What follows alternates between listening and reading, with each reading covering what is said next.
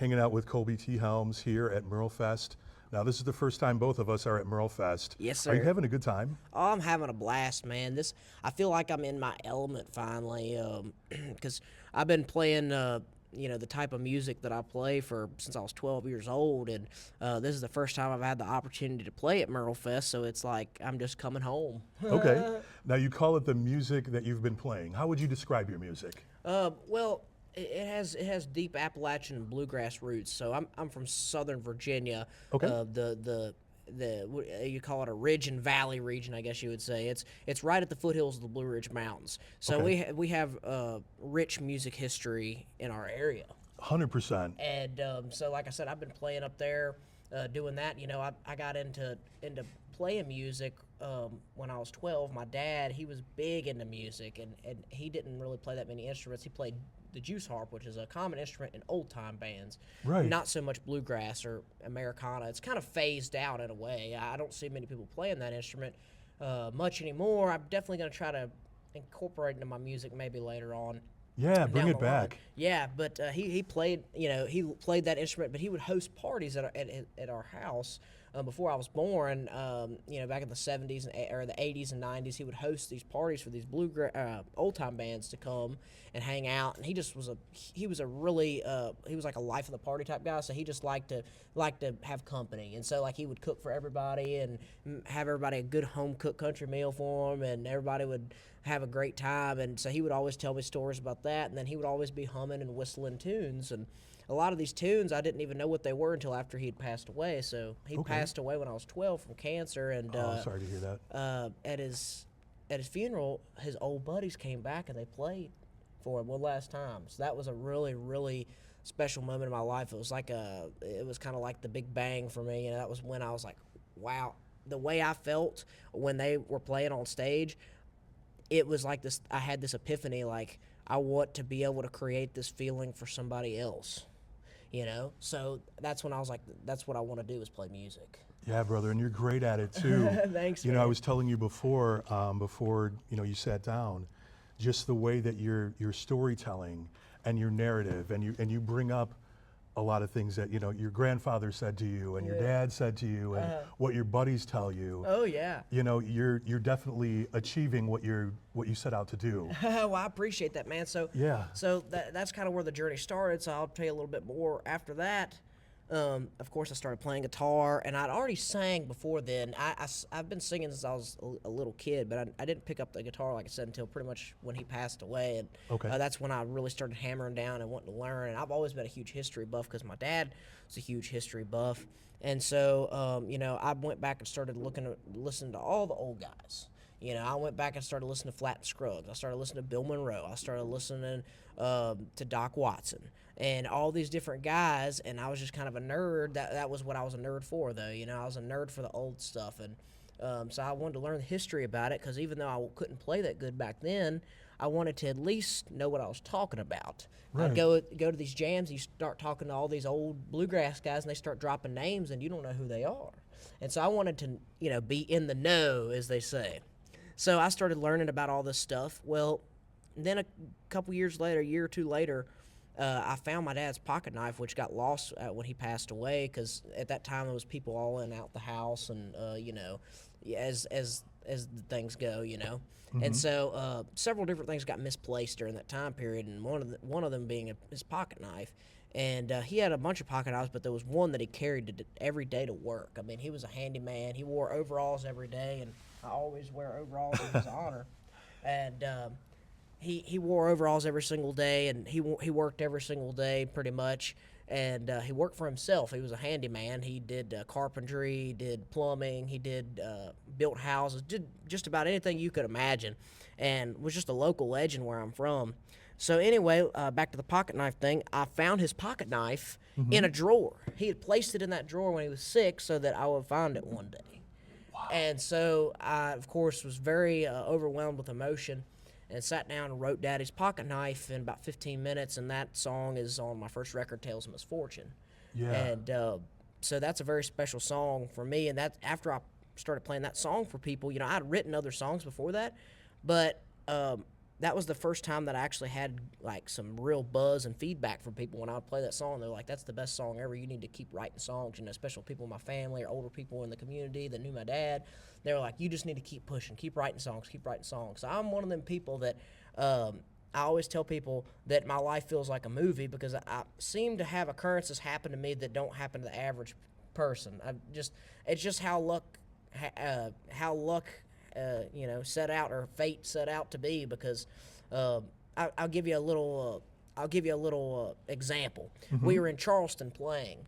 My whole band is standing in different places outside. One of the guys smoking a cigarette, the other guy's on his phone. Everybody's standing like just to themselves. We're in a parking lot. I was on the phone with somebody. Guy comes up out of nowhere, well-dressed guy, and was gonna try to con us for some money. He skipped all three of them, all three of my band members, and singled me out. Came up to me and started giving me this whole spiel about how he broke down. And of course, I'm Mr. Nice Guy, so I actually believed him, and I gave him $20, and of course, never saw him again. Right. But that just example right there goes to show is like, stuff always happens to me that just doesn't happen to anybody else. And I'm like, that's crazy. I guess, at least it's meant for me to write these into songs, all these stories. And if you think about it, $20, if that's the price to learn a lesson, Yeah, there you go. it's not too bad, Yeah. right? It's kind of a discount, I guess, for the Yeah, most part. and so that's what I'm saying. It's just like, so I just kind of took it, and I was like, I'm just gonna, when life gives you lemons, you make lemonade, that old saying, and so I'm like, well, those are the lemons, I'm gonna make my lemonade. Yeah. And so that's how I started writing songs, man. And these last couple years, we finally started to gain some traction and get out and get some exposure playing at some of these bigger festivals. And so I'm just really, really thankful that we're on the right track, I think. That's awesome. Now, when I listen to your music too, it sounds like you're really not trying to fit into any mold or category. Yes, and like you're you. Well, I Like, appreciate you saying that, because it's very hard for some of these people I work with to wrap their head around that. So like the record company I work for, it's called Photo Finish Records, and it's out of New York City, and they discovered me and signed me just sheerly out of my talent. But I don't know if they knew what they were getting into in the fact of that they want to place me in a category, and I tell them, look, I'm a man of music. I love all American music, blues, jazz, swing, bluegrass, country, rap. I love all these different types of music, and I like to incorporate everything I can into my music because, I'm proud to be from a place that is rich and beautiful music, Yeah. And so I like to incorporate everything I can into my music. And so they have their struggle. They're like, so is this next album, is it going to be a bluegrass album? Is it going to be an Americana album? Is it going to be a bluegrass? They keep asking me stuff like that. And I'm like, it's going to be a Colby T. Helms album is what it's going to be. I love that. Brother, that speaks volumes. I love that so much. Categories as far as music are concerned, when people ask me what type of music I like good music. Yeah, You know what I exactly. mean? It doesn't matter what it is, and it's all Yeah. encompassing. So, Colby, you're going to be on tour here throughout the summer, Oh, yeah, doing all kinds of doing cool a lot of festivals. great things. Is there anything else new that folks can look forward to from you? Yeah, I'd like to talk a little bit about the second album. The second album I'm working on is going to change direction a little bit from the first album, which was pretty much solely about me. And the reason I made the first album the way it was is because I had written all them songs in high school, and it was one of those things where I was, at the time I wrote those songs, I was in a different headspace. I didn't know that I was going to be doing music professionally. I didn't know I was going to be having these opportunities, and I was very depressed, very cynical, I guess, and I wrote all these songs as kind of like an ode to myself. Like, this is Colby T. Helms. This is who I am. Here's a little piece of me. Well, this next album changes directions, and it's about my friends, it's about my family, it's about all these people that have influenced me throughout my journey. And we all have friends that met tragic endings too early, and you think to yourself, well, why would God do that? Everybody's had that thought before. Why does things have to work out this way? Why it's not fair? Why can't they be here with us today? And so this album's going to be an ode to those people. I have several friends that I went to high school with that are already passed away, and I graduated in 2020.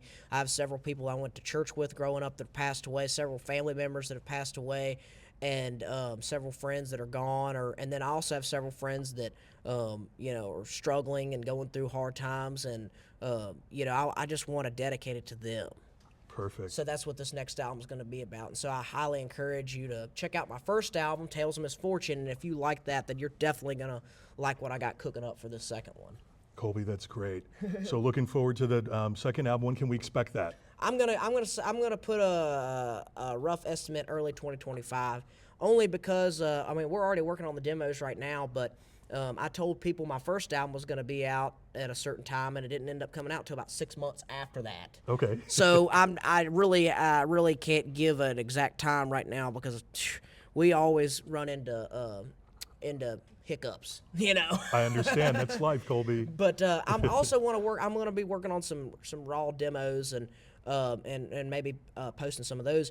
Actually, next week, Powell River Sessions is going to release some of the recordings we did with them down in the very tip of Virginia, down in Lee County, Virginia. Went down there and stayed with my buddy Zach Wiles. He has his own radio show down there. Yeah. And stayed with him, and we did these video sessions right on this little creek at this old mill site. Pretty cool in the woods, and did live performances of songs that are on my first record. They're kind of more raw, like just raw and earthy, and just it feels like it's coming straight from my gut, and it is. Okay. And so these give the audience a little bit different take on some of the songs they heard on the record, which is it's very sweet, like a sweet wine. You know, I got some of my favorite musicians to play on the first record, and it turned out great, and I love it. But this release is going to be for those people that really want that raw sound, that sitting by the campfire, hearing me late at 1 o'clock in the morning type sound. Okay. And so it's called Powell River Sessions, and y'all need to check that out for sure. That's going to be some good stuff. Cool. And Colby, where can everybody find you on social media? So first off, I'll mention my website. It's colbyhelms.com, and you can go there and sign up for my newsletter. That'll tell you where I'll be playing. That'll tell you about merch updates, all that good stuff.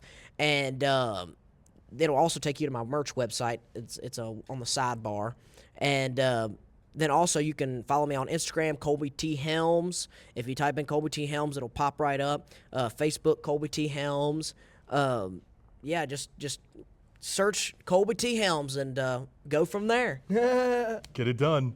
Colby, it was a pleasure speaking with you. Yes, sir. Best of luck, sir, and I can't wait to see what happens in the future. Thanks so much, man, for having me. Yeah, thank you. It's a pleasure. It's Jeff with the Country Blend.